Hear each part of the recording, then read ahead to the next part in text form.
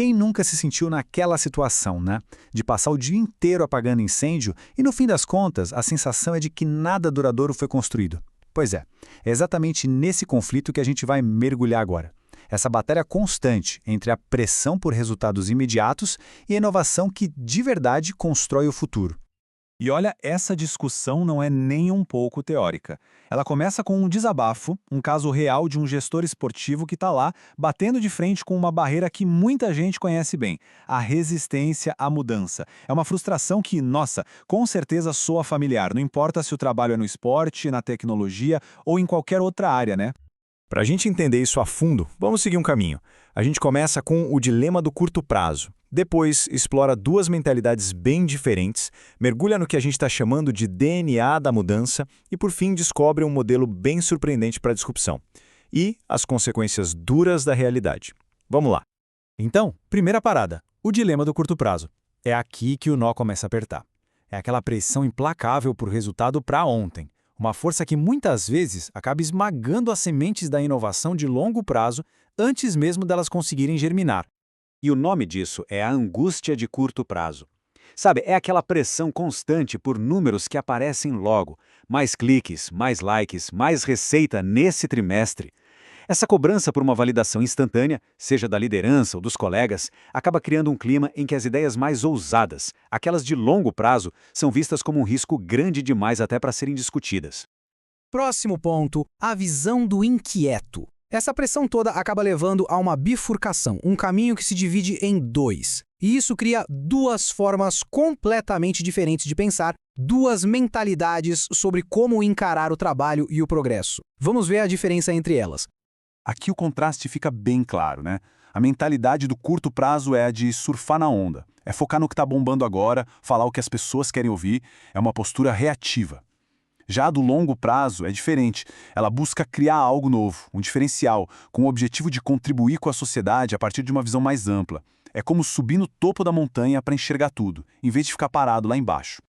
E agora a terceira parte, os dois DNAs da mudança. Isso tudo nos leva a uma verdade bem direta. Não dá para esperar resultados radicalmente novos de sistemas que são antigos.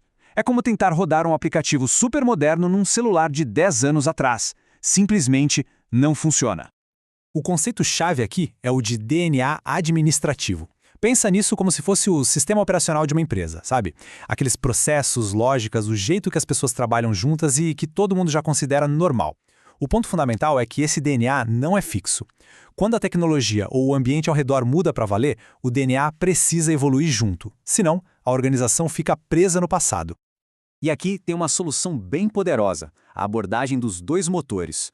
O motor 1 é o do curto prazo, focado em otimizar o negócio atual, em ser eficiente. Ele é vital para a sobrevivência do dia a dia. Só que ele não consegue criar o futuro.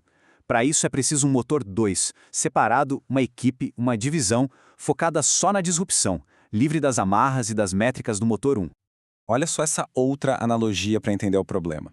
É como pedir para o time principal, que é otimizado para plantar tomates, ou seja, entregar resultados previsíveis com eficiência, para de repente começar a plantar kiwis, um projeto totalmente novo, incerto, de longo prazo.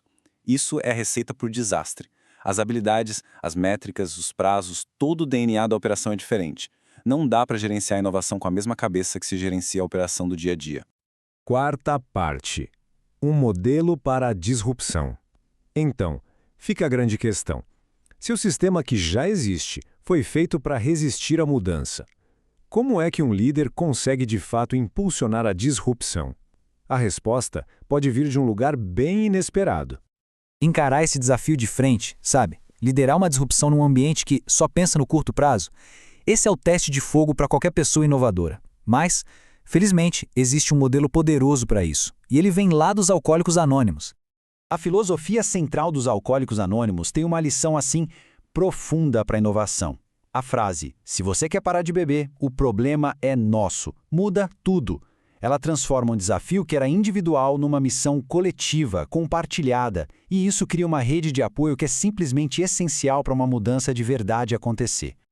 Vamos analisar esse modelo. Primeiro, ele reconhece a autonomia de cada um. Se continuar como está, o problema é da pessoa. Não dá para forçar ninguém a mudar. Mas o ponto de virada é o segundo passo. Se a pessoa quer mudar, o problema passa a ser nosso. Para um líder, isso significa criar uma coalizão de voluntários, aquele motor 2 que a gente viu, onde o desejo de inovar vira uma missão compartilhada, protegida das pressões do resto da organização. E para fechar, a quinta parte, as consequências da realidade. Agora a gente chega a uma verdade que não dá para fugir, uma que governa tudo isso que a gente falou, o impacto de simplesmente ignorar a realidade. A grande lição é esta: tentar forçar uma solução de curto prazo por um problema que é de longo prazo não é só ineficaz, é um desperdício gigantesco de energia, de moral. A realidade, no fim das contas, não está nem aí para os nossos desejos ou para os nossos prazos. Tentar ignorar a natureza do problema só leva à frustração e ao fracasso. E isso nos deixa com esse pensamento final que é muito poderoso. Pode-se ignorar a realidade, mas não dá para ignorar as consequências de se ignorar a realidade. A escolha de focar só no resultado de curto prazo não faz a necessidade de inovar para o futuro desaparecer. Só adiou acerto de contas. A pergunta que fica no ar para todo mundo pensar é: a organização onde estamos, ela está jogando o jogo do curto prazo ou está de verdade construindo para o futuro?